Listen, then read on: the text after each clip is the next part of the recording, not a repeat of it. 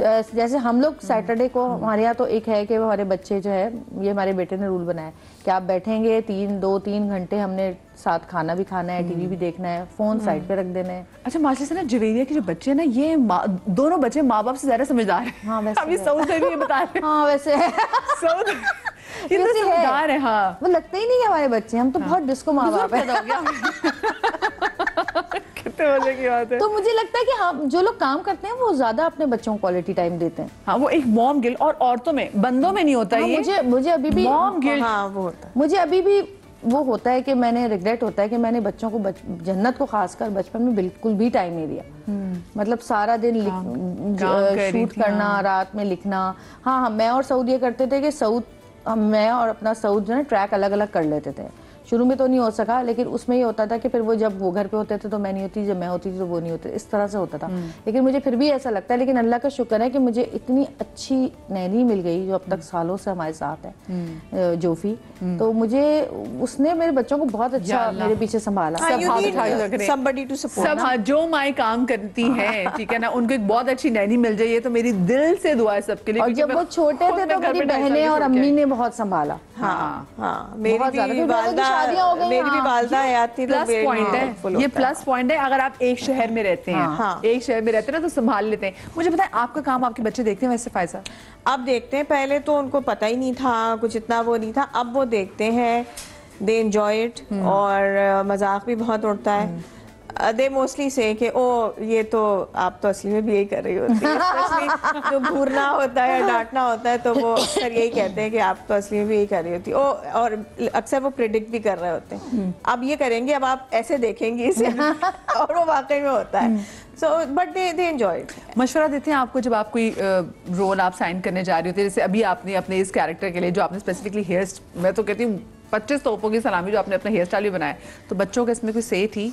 अब बेटी से मैं डिस्कस करती हूँ, क्योंकि वो अब उस आई थिंक एज में है कि उसकी ऑब्जर्वेशन भी अच्छी है, उसका ड्रेस सेंस अच्छा है, तो उससे कपड़ों के मामलात, मेकअप के मामलात, समटाइम्स मुझे लगता है कि वो मुझसे ज़्यादा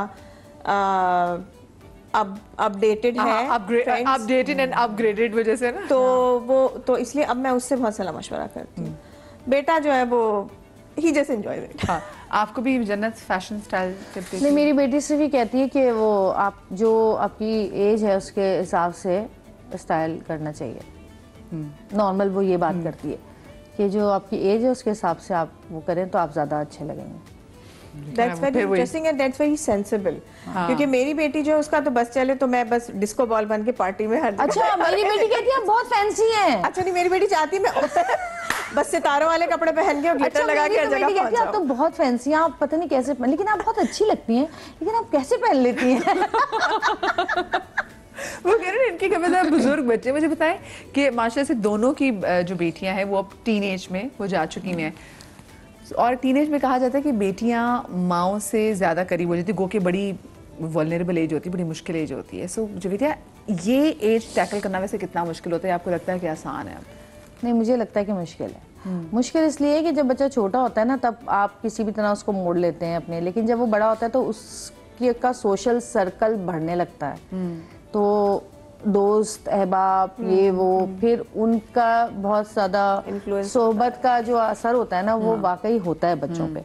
तो हर इंसान की फैमिली अलग तरीके से लाइफ स्टाइल उनका होता है, और फिर वो जब अपने ऊपर उसको वो करने की कोशिश करते हैं या उनके जैसा बनने की कोशिश करते हैं या उनसे इंस्पायर होते हैं या उनको अपने जैसा बनाने की कोशिश करते हैं, तो बहुत सारी ऐसी होती है प्रॉब्लम्स जो सामने आती हैं जो कि आपको फेस करनी पड़ती हैं और आपको बताना पड़ता है। बच्चों के ओपिनियंस भी हैं, मतलब मुझे नहीं याद पड़ता कि मैं टीनेज में जब थी तो मेरा अपना ओपिनियन था कोई, या फिर कोई पूछता भी था, इवन कोई बॉदर्ड भी था। मेरे बच्चों का ये है कि वो बहुत ज़्यादा वो हो गए हैं, क्या कहना चाहिए, हमसे ज्यादा अकलमंद हो गए। तो वो पहले होता था ना कि आपको क्या पता, वो सही कहते हैं कि आपको क्या पता। हाँ, क्योंकि हम लोगों ने ऐसी टाइम गुजारा है कि हम लोगों ने ये सारी चीजें इतनी ना सोची ना कुछ की कि वो पूरी दुनिया को लेके चलते हैं साथ। हमारी दुनिया से हमारा घर था। हमारे घर में बस जो हो रहा है वही हमारा सब होता था। इन्फॉर्मेशन भी वही थी ना जो अम्मा अब्बा ने दे दी। अब तो इंटरनेट का दौर है, अब तो वो इन्फॉर्मेशन भी जो अम्मा अब्बा को नहीं पता, अब उनको ये है कि कहाँ जेनोसाइड हो रही है, कहाँ क्या हो रहा है, कहाँ ये हो रहा है, ये सही नहीं है, ये राइट्स, ह्यूमन राइट्स।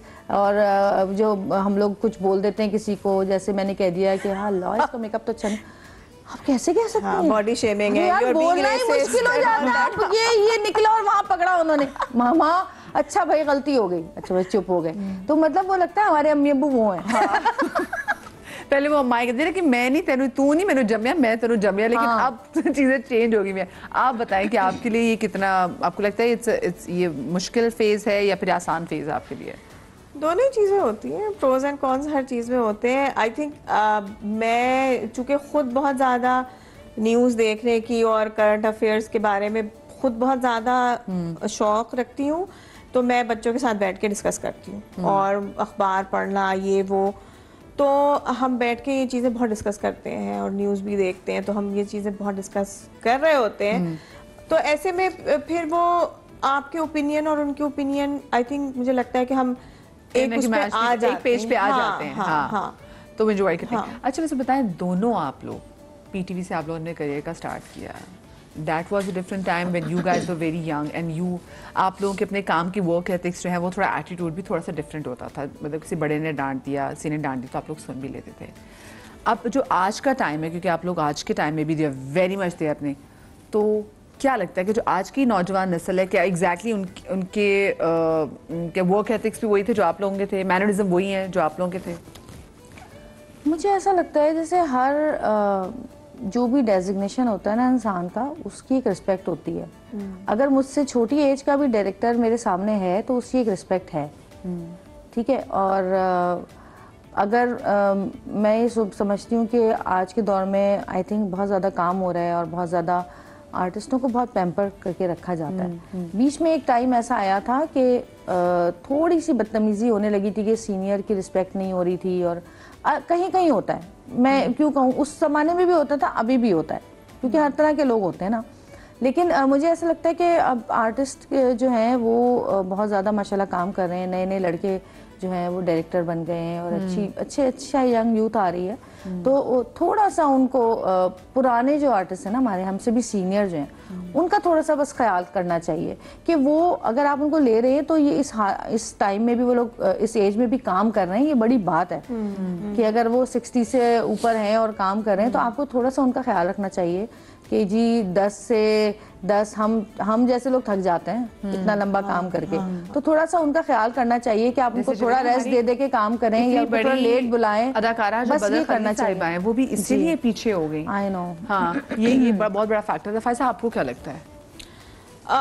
मेरे ख्याल में एक तो मैं तो हर डायरेक्टर के साथ काम करने को तैयार होती हूँ, क्योंकि मुझे कोई वो नहीं होता कि कौन अच्छा कौन बुरा है, बिकॉज हर डायरेक्टर एक अपनी अप्रोच, अपना एंगल लेकर आता है, and as an actor we have to listen to the director, ठीक है, हमें अपनी नहीं चलानी चाहिए।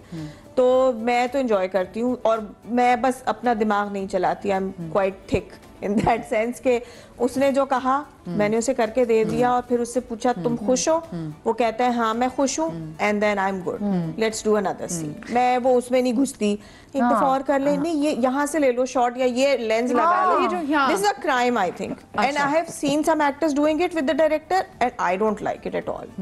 भाई वो डायरेक्टर है, वो उसकी जॉब है उसकी। अच्छा पीटीवी आपको भी पता होगा, पीटीवी में आप चू नहीं कर सकते थे, जो कह दिया गया वो आपने करके दे दिया। क्योंकि देखें आगे जाके डायरेक्टर और एडिटर बैठ के सीन बनाते हैं, हमने तो अपना काम किया, हम बैग उठा के निकल गए।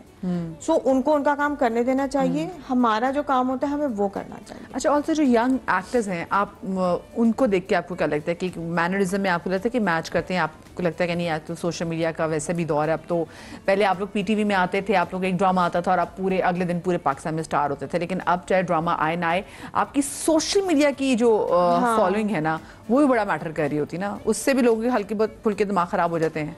हाँ होते हैं, बिल्कुल होते हैं, मैंने अपने सामने होते हुए देखे हैं। तो लेकिन अब उसका हमारे पास तो कोई हल नहीं है, क्या कर सकते हैं। लेकिन आई थिंक एक्टर्स को खुद फोकस्ड होना चाहिए एंड दे शुड नो कि उनकी जो बुनियादी चीज़ है वो ड्रामा अच्छा करना है। अगर आप अच्छा ड्रामा करेंगे तो आपके फॉलोअर्स बढ़ेंगे और आप मजीद पॉपुलर होंगी। लेकिन होता ये है कि उनके जहन में ये होता है कि आप पहले से बहुत पॉपुलर हैं सोशल मीडिया पे, तो फिर एक्टिंग आप अच्छी करें या ना करें, वही बात है ना, क्वालिटी वर्सेस क्वांटिटी की बात। मैंने तो यहाँ तक भी कहते हुए सुना है, छोटी सी ब्रेक आ गई।